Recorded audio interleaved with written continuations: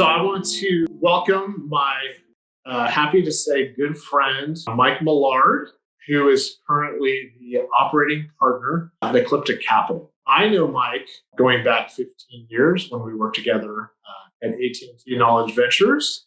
We sat side by side. And since then, Mike has taken some very interesting roles, including at Austin Ventures, as well as at Mass Challenge, which is a startup accelerator based out of Boston, but started and ran the Austin chapter. And I'm sure I'm not doing full justice, but Mike has a long and storied career, and just happy to have you here.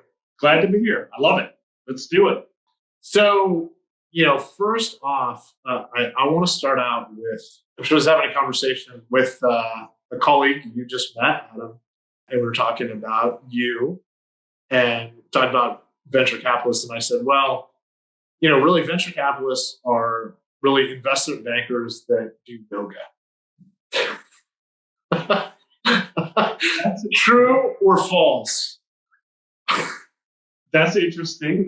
There's probably some truth to that. I love the way you've kind of woven that together. I would not put that together, but a little bit. I think when I think about a venture capital, ultimately what you're trying to move is really trying to move the ecosystem forward and help entrepreneurs get from point A to point B, operational excellence, understanding the market, understanding how to execute, understanding sales and IP. It's not just about making an investment. It's more of a partnership. We're in this together to ultimately make an impact. That's what I think venture is. Okay. No, that's fair. It could be that. Maybe we just do yoga all day long. I don't know. I like your answer about venture capital. Well, tell me a little bit about your journey, right? Because I think I made the joke about investment bankers. That wasn't necessarily your path, right? And so, no, totally. It's been an interesting path because I can't say that it was like this planned thing that happened. A lot of times it was just my friends saying, "Hey, you should come over work over here," right? So, way back in the day, I worked at Dell and HP, and I did corporate strategy, which is really making a lot of PowerPoints and spreadsheets, which I'm very good at doing. From there, I went to AT&T, Knowledge Ventures Commercialized Technology, which was awesome. After that, I went to Austin Ventures and Director of Research. Loved it. Great experience. Then I was the head of innovation at Seton, which was fun in healthcare. I will say innovating in healthcare is tough. It's a lot like banging your head against the wall and then going back and doing it again. But that's healthcare. Then most recently, I was a managing director of Mass Challenge, which was startup accelerator, started in Austin and migrated to Houston. So we had 2 programs, and we brought those startups in from around the world, 33 states, 51 countries. And in essence, I think we accelerated 298 companies in 3 years. And our goal was really to connect those folks to big companies, to partners, to funders, to advisors, ultimately to get them to be successful. And now I'm the operating partner at Ecliptic Capital, and I'm trying to take all of that and infuse that into the startups we work with at Ecliptic Capital. So it's awesome. I love it. I love entrepreneurs. I think it's a privilege to work with people that have passions and dreams, and allowing us to be part of that is just fun. And I kind of view every single startup as a cross between a puzzle and a maze. You've got to figure out the right pieces, and you've got to figure out the right journey. And for me, I just get up in the morning and I can't wait to do what I do. So it's pretty awesome. That is awesome. So you said something about healthcare, right? And I'll contrast it with AT&T, right? Do you see, speaking of kind of pattern recognition, patterns from working in a sector that is, maybe it's regulated, maybe there's other dynamics that's different than historically you see, VCs and technology, they're moving to consumer products, they're moving to healthcare, right? Yep. Can you share any patterns that you've seen in those industries? In my view, at least AT&T, I could see where it had, let's just call it an impact on the ability to innovate or not.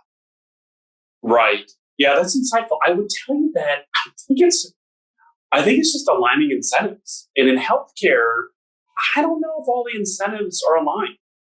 So when you look at payers, you look at patients, you look at the providers, not everybody's always on the same page. Now, there are times that there are, but it's a really tough thing. And I think in heavily regulated industries, telecom, finance, insurance, healthcare, those incentives are different for each of those key players, causing just a lot of stress. And they're not getting things accomplished, and they're not actually innovating and helping the end result or the end customer, in my opinion.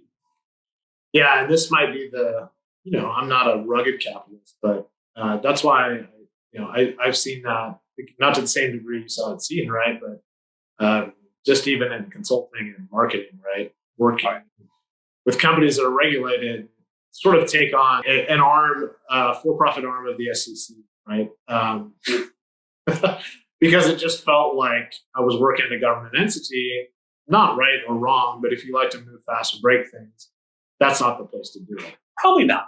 And I think the other thing is the pace at which things need to happen for the end customer, especially with, healthcare.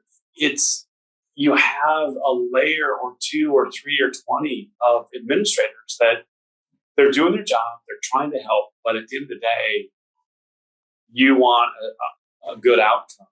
And, one part of that, instead of triangle is trying to do one thing, another triangle is trying to do another trying to do a third. And, the patients are just looking at it going, I just want to get good care at a reasonable, price, and then I'm healthy.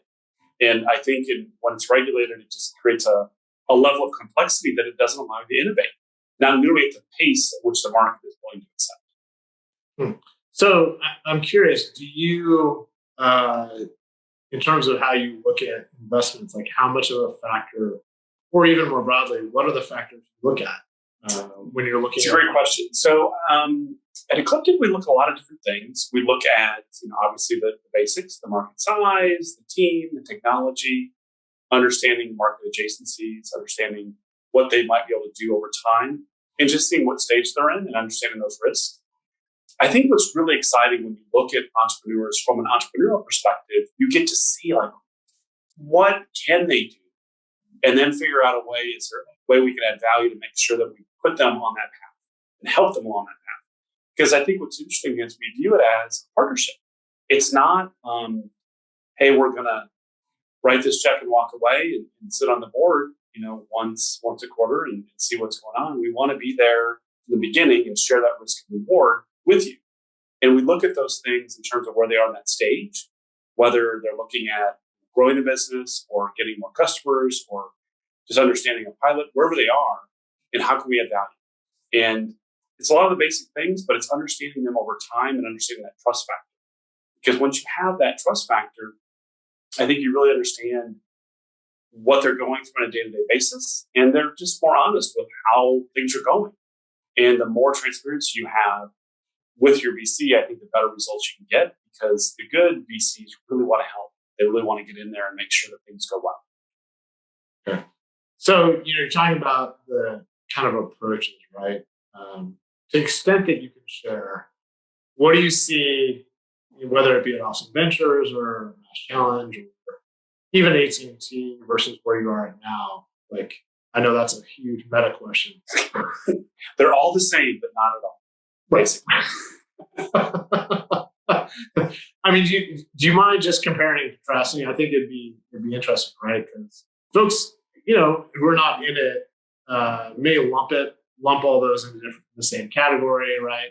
To some extent, and maybe it makes sense. But I think you have a rare background in sitting in all those different areas that most people don't, right? And so, I'm personally curious.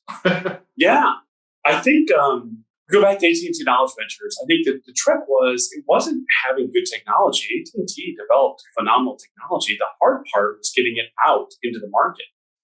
And it was making sure that we had the right kind of deals in play, the trademarks were okay, the copyrights were okay, the patents, because it was kind of new at the time. And I think people were kind of nervous, like, what are you doing? But it was also just going through the politics of, hey, this particular patent came from this division, and you have to get everyone's blessing to make sure it's okay to license this particular piece, even though it's a good thing. That was kind of the struggle there, which, that's just part of big company life. I think Austin Ventures was a great experience because, there was a great venture firm. So many deals came in. I think the hardest part from my perspective there was, when you're looking at really good deals all the time, it's hard to understand which ones do you want to pursue. I know it's a great headache to have, but that was sort of what I remember most is like, a lot of times, it wasn't like, oh, we're going to pass because it was like, oh, these are really talented entrepreneurs. This is a good deal. And, I commend the guys and girls for looking at those and figuring out which ones were the right ones, but it's not an easy thing to do. And that's challenge. I loved that particular area because the mission was really about how do we get this ecosystem to embrace the startups and innovation? How do we get them connected to big companies? How do we get them connected to universities? How do we get them connected to mentors and advisors and board members? And ultimately, how do we get them set up to go to a venture firm and actually present themselves to what, the right way, the best light? And, startups it's hard, it's exhausting, it's, an adventure, but I enjoyed every single one because I kind of viewed all of the companies in the cohort as part of my, they're like my kids. And I wanted to make sure that they each got the right kind of attention and we got them on the right path for them to be successful. Yeah, no, that's great. I was thankful enough for you to invite me to be a judge. And what I would say is I was particularly impressed. And again, I don't have all the reference points that you do in terms of looking at companies, but I was really impressed for the stage that the companies were in, the quality that came through, right? And so I was, you want to talk a little bit about maybe when you started Mass Challenge and where you ended and maybe how you refined that process of kind of, I would say recruiting companies. I don't know, use the right terminology, recruiting companies and, building that funnel, if you will, right? It's a different business, but it's kind of like sales on some level, but kind of finding the right companies, right? And then sort of, winnowing through which ones do you think are really going to make a mark versus the ones that are right. Well, I'll tell you what was fun is that when the Boston folks came in to Texas, they realized this is a great ecosystem, and they really understood from their experience with Boston, like this is the next thing. And they said this could be Mass Challenge in Austin. And a lot of conversations around like, no, this is Mass Challenge Texas. And it was a little bit like, what? You haven't even started a program in Austin. What are you thinking? And I said, look, this is Mass Challenge Texas. If you look at Austin and Houston, Dallas-Fort Worth, San Antonio, and El Paso, there's a lot of talent to scale these companies. The location quotient in those areas are amazing relative to those areas of expertise. And I wanted to kind of come in, and it was a big challenge. I was like, this is going to be fun. I've never run an accelerator. Check. I don't have a team. Check. I don't have an office. Outstanding. I don't have a board. I don't have a location for the startups, and I don't really have any curriculum or I don't have a plan. And to me, it was like, this is my chance to really kind of embrace the chaos. You've been through this. Like, how do you start this? How do you do this? And for me, I wanted to make a Mass Challenge Texas from the very beginning.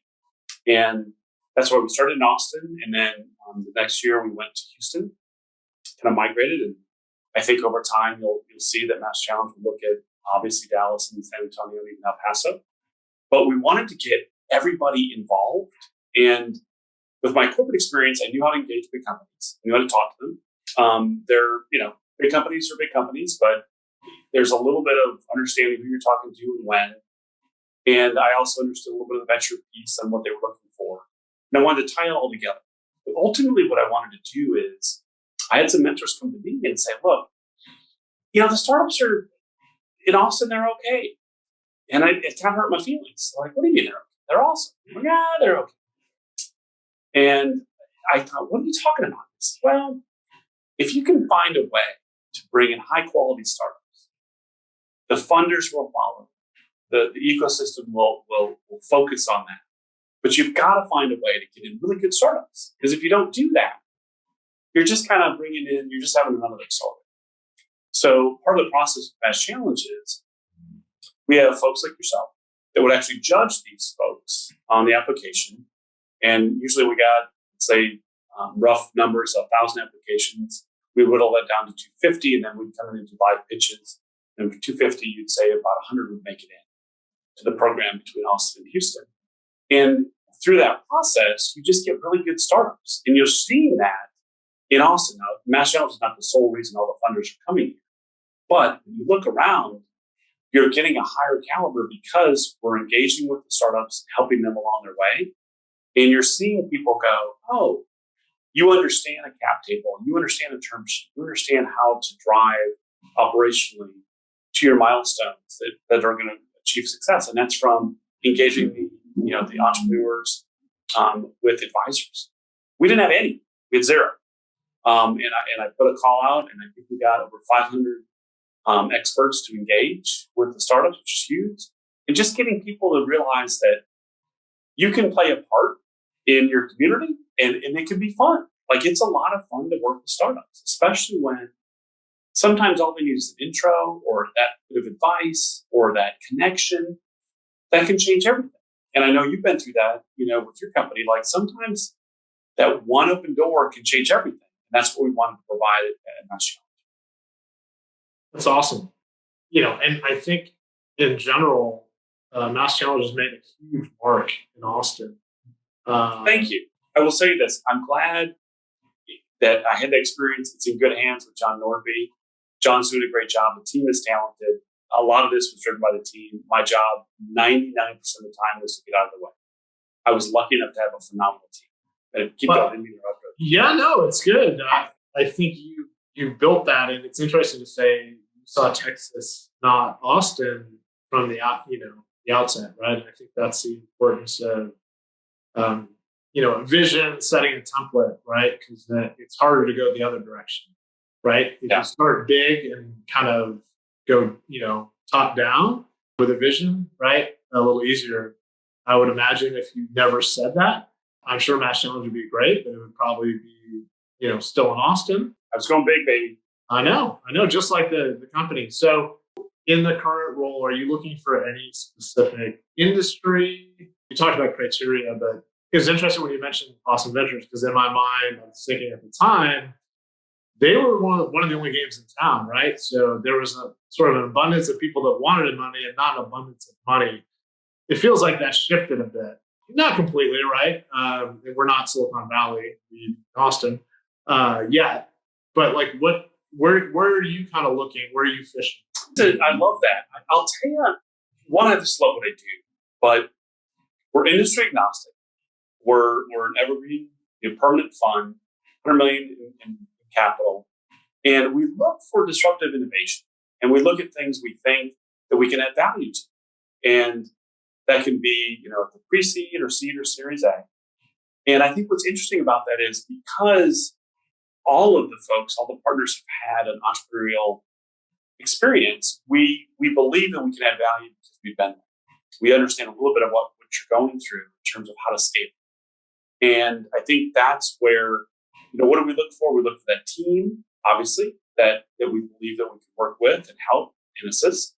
And we look for that thing that's going to have a huge impact.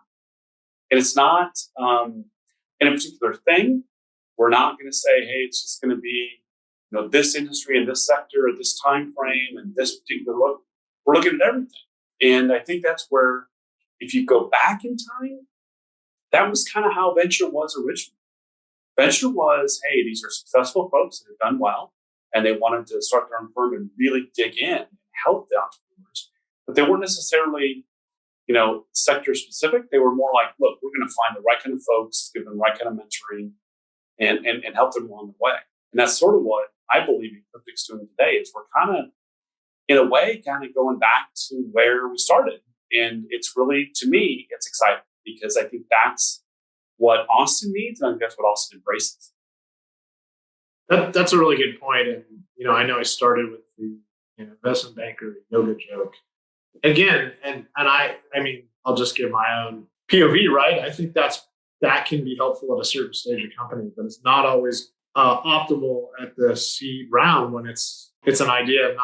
There's not a lot of numbers in a spreadsheet to go off of, right? Again, investment bankers will probably be glaring at me for this comment, right? But then, a little bit later, there's a lot of value in the later rounds, right?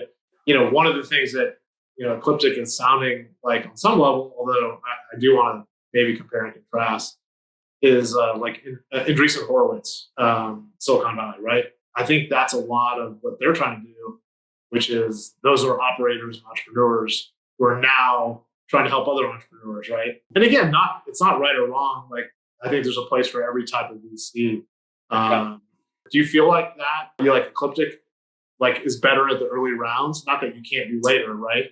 Versus, I'm just trying to think that the marketer in me is always thinking, like, where do you fit in your ecosystem of competitors? Yeah, no, I love that.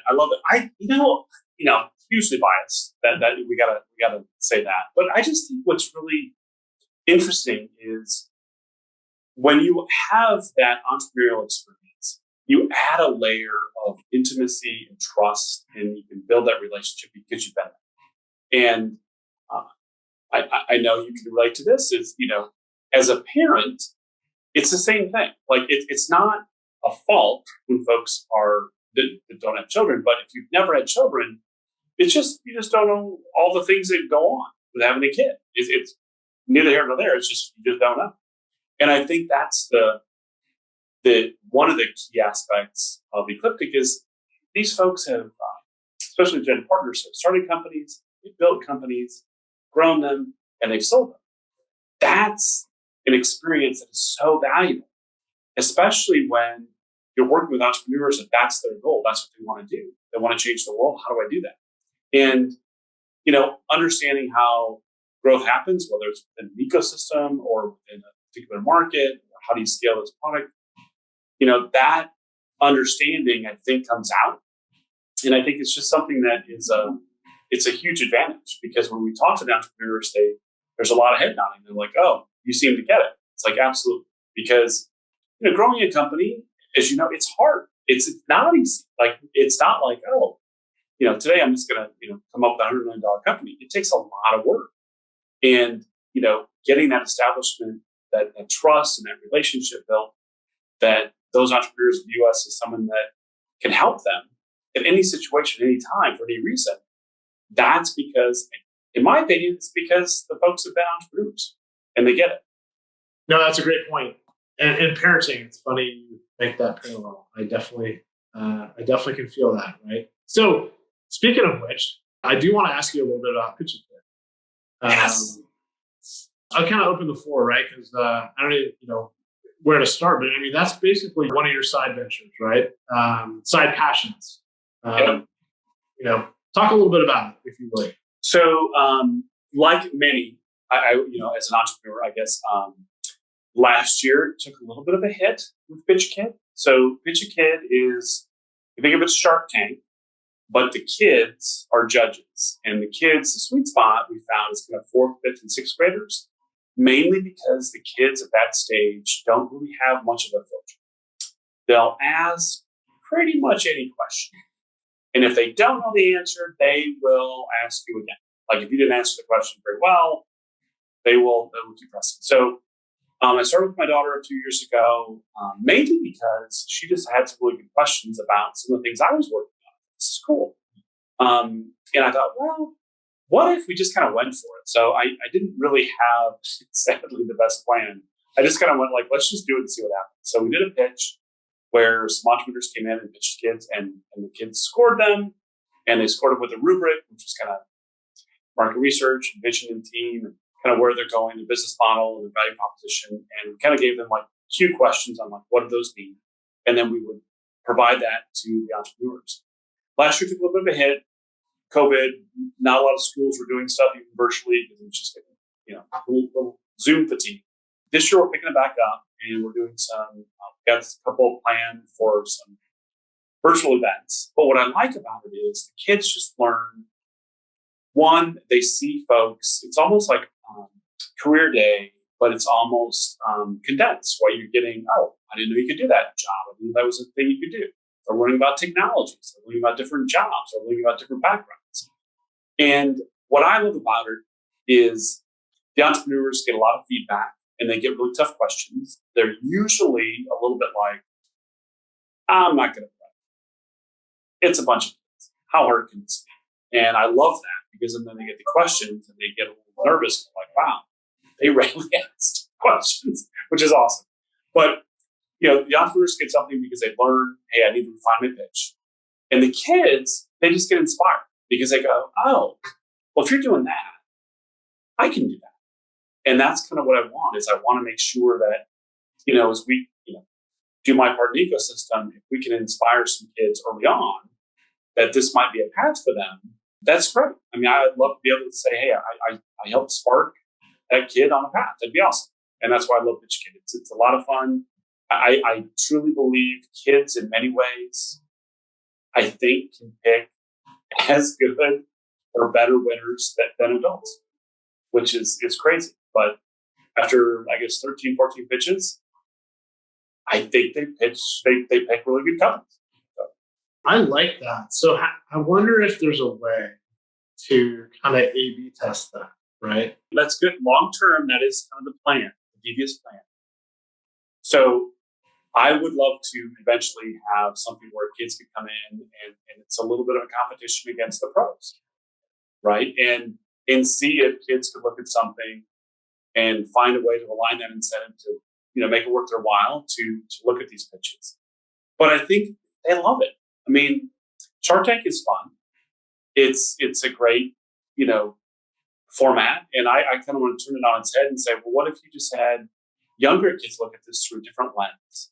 What if they looked at this and thought, how would I look at this company, knowing what I know, being on this planet for 10 years? And you'll be surprised how insightful these kids are because they don't have any baggage. They're not trying to impress anybody. They're just trying to understand the company.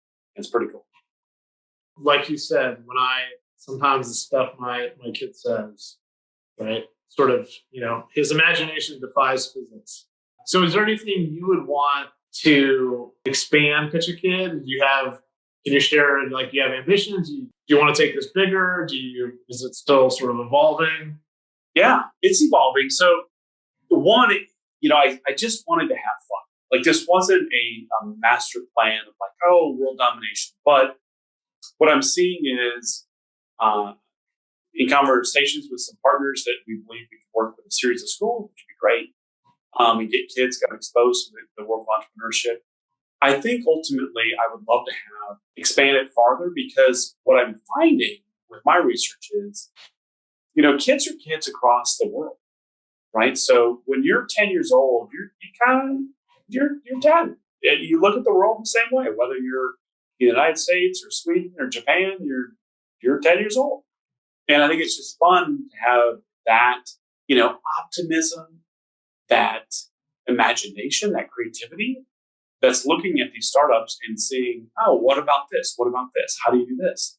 And get those kids inspired. So ultimately, I'd love to keep doing events, but like everybody else, kind of on the path of, could we do something that's online that reaches a broader audience? Because I'm seeing that the events are great, but it's a limited number in terms of how much impact I can have. So eventually I'd like to do more online, maybe get an app, we'll see. But ultimately, I want to spread it across because I think there's just a chance for more kids to learn about entrepreneurship. Now I'm brainstorming like a Khan Academy tie-in. Yes. I need to talk to you guys. You guys could help me. That wasn't even a plug. I just, that's only because my kid has the app and I want him to use it more.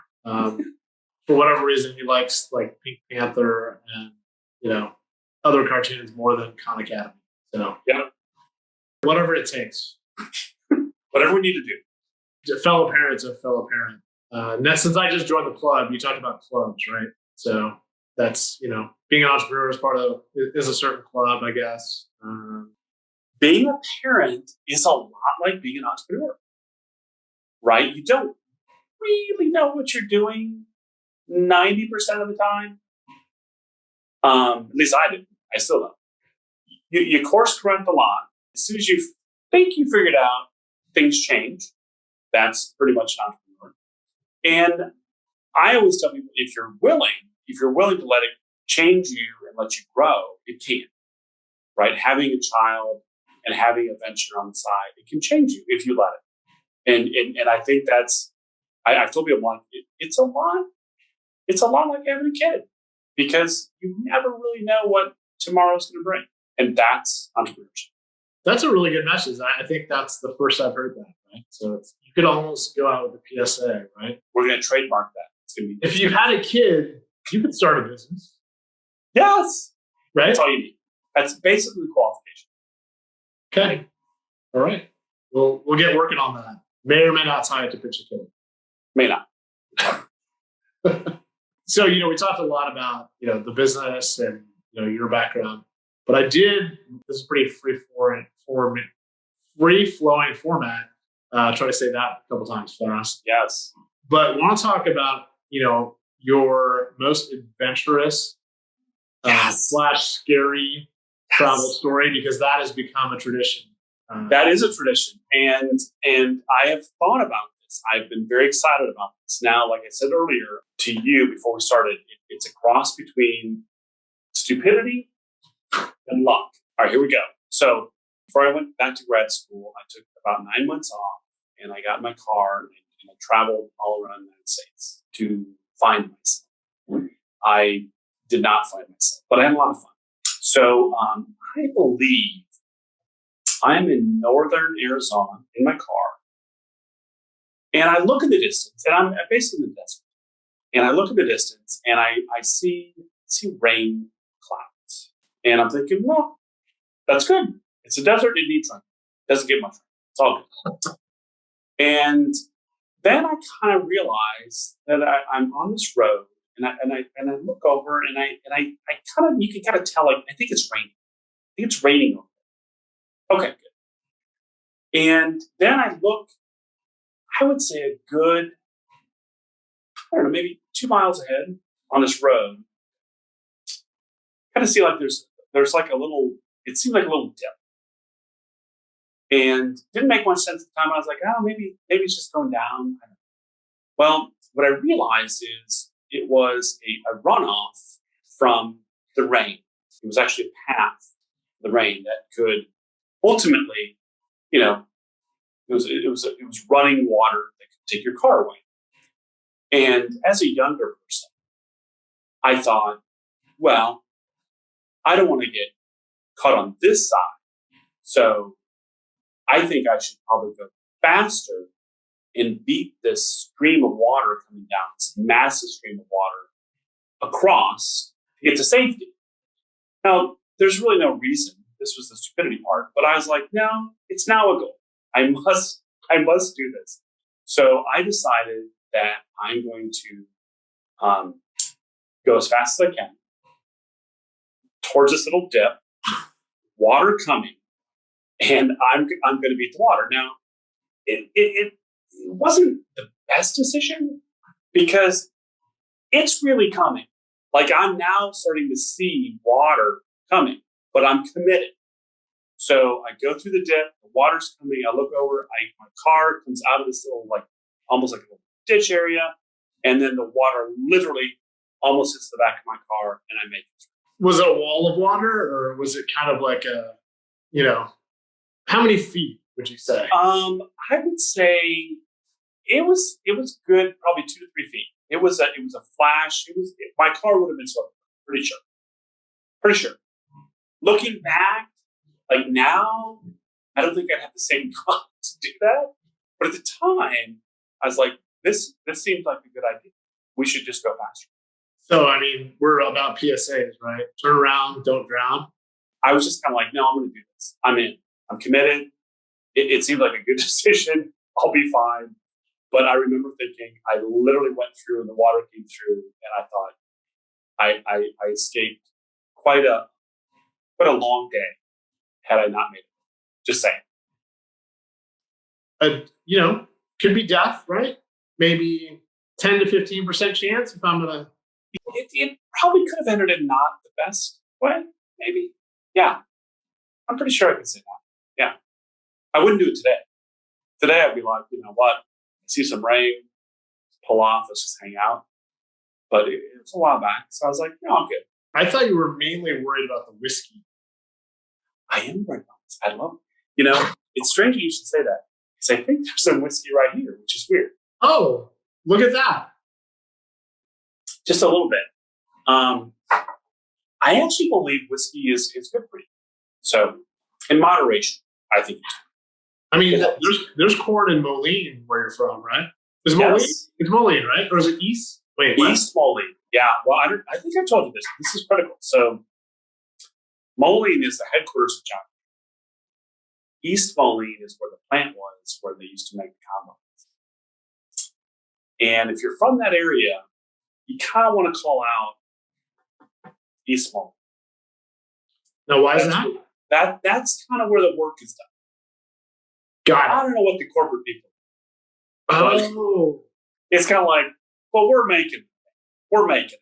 So it's kind of like, I get you. Okay. You know what I'm saying? Very, very blue collar town, a lot of pride. Moline's a great town as well, but I remember being from East Moline. It's kind of like, yeah, but we're making it. Now, did your family work there or? No, ironically, my dad had a drugstore. I was one of the few kids that did not have parents at either John Deere or Caterpillar or Ford or International Harvester. I was one of the few ones that, like, my dad did not work there. I was a rare kid, but a lot of pride in that area, right? This is the Midwest. This is blue collar. This is how we roll. Not fancy, but we get it done. Very nice. We didn't even talk about AT&T stories when we're here, right? I mean, I don't know. I'll just tell my favorite one. Just what is your? Well, I don't know. You tell me your favorite one. I'll tell you my favorite. Well, it was probably pre AT&T Knowledge Ventures. Okay. It was one of two. The first one, we had an interesting boss, and we basically, me and one other person were doing all the work for new deals that came through, and we thought we were, not treated as well as we could have been, and we both basically held a corporate revolt, which is super risky because basically you're telling your boss no, like you're not going to do those things anymore. Which generally is risky. Yeah, I mean it's super risky. It resulted in said person quitting. Okay, that all right. So it was a very we judged that we had leverage. Yeah. Not to get to, and then we just said, we're tired of this. We made it very logical. It wasn't like we don't like you. It's like you keep doing these deals that result in no money. We have to do all the work and stop it. I mean, that's the summary. That's good. That's good. I remember. So I wrote down a lot of corporate stories, corporate things that happened to me, just because I thought no one would believe me unless I actually write it down fresh, right? So I have this book that's called "The Opposite Is Always True," which isn't really a book; it's just a Word document with all my crazy stories. And one of the ones from AT&T that I vividly remember is it was a conference call, and you remember the day, like everyone was on a conference call. We didn't have video; it was more just on a headset, and everybody's checking email. And I had to be on the call for whatever reason. Like, I'm on this call because it's important. Like, okay, I'm on the call. And they go through, I'm not kidding, it was a 30-minute meeting. I think just to understand status for a product, I have to remember. 22 minutes of the meeting was roll call because it was like 100 people on the call. So for a 30-minute meeting, 22 minutes was just Scott Thomas here, Mike Millard, president. That's all I did. That was a meeting in corporate America, true story. And I was like, we had 8 minutes of whatever they're talking about. I was like, you know what? I don't know if I can work here forever. I don't know if that's going to work. Wow. So the other one was when we had a colleague who regularly would fall asleep on a conference call. And this is not occasional. This was kind of one out of every two. And so he would just sort of mute it. and then snore, but we were all around him. Yeah. And so we just decided to unmute it. Yeah, that happens. Well, not the most mature thing in the world, in retrospect. But yeah, here we are. So, you talk about, questionable decisions. There we go. I love it. Well, Mike, thank you for spending time. This is one of the only times we get to hang out. Dude, this has been awesome. I love this. I'll do it again Awesome. anytime you want.